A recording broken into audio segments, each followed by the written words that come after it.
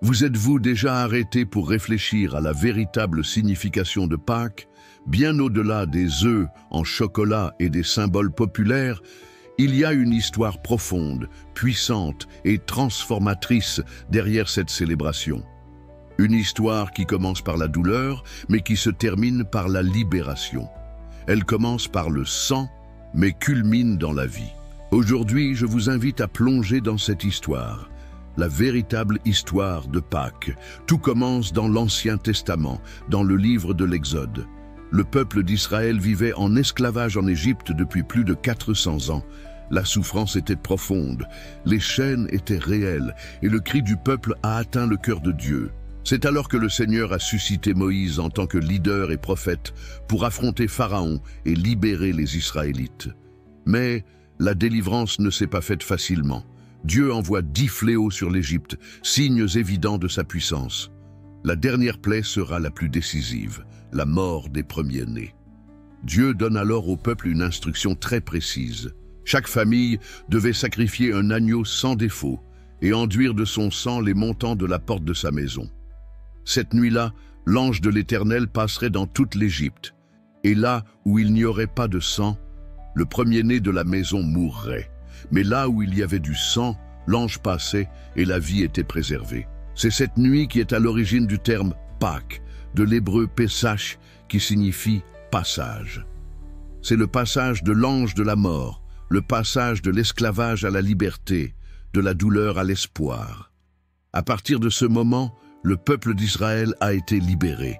Dieu a ouvert la mer Rouge et l'a conduit vers la terre promise. Et chaque année, le peuple juif célèbre la Pâque pour se souvenir. Dieu nous a délivrés, Dieu nous a sauvés, Dieu est fidèle. Lors de cette célébration, ils ont mangé du pain sans levain, symbole de la hâte avec laquelle ils ont quitté l'Égypte. Ils ont mangé des herbes amères, symbole de la souffrance qu'ils ont connue. Ils ont aussi mangé de l'agneau rôti, en souvenir du sang qui a sauvé leur maison.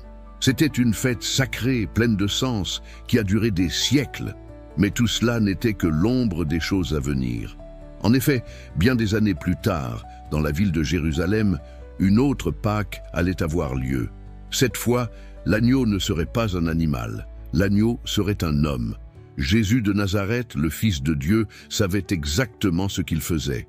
Au cours du dernier repas avec ses disciples, qui a eu lieu pendant la semaine de la Pâque, il a pris le pain et a dit « Ceci est mon corps, qui est donné pour vous. » Puis il prend le calice et dit « Ceci est mon sang, versé au nom de la multitude, pour la rémission des péchés. » Il annonce quelque chose de grand. La Pâque allait prendre une nouvelle signification. L'agneau parfait, c'est lui. Le sacrifice ultime serait fait sur la croix, et le sang qui apporterait la libération ne serait plus sur les montants des portes. Il serait disponible pour couvrir les cœurs de tous ceux qui croiraient. Jésus a été crucifié pendant la célébration de la Pâque. Une coïncidence? Pas du tout. Tout cela faisait partie du plan divin. Sur la croix, il a porté le poids du péché. Lui qui était irréprochable a payé notre dette. Et en mourant, il nous a donné accès à la liberté éternelle.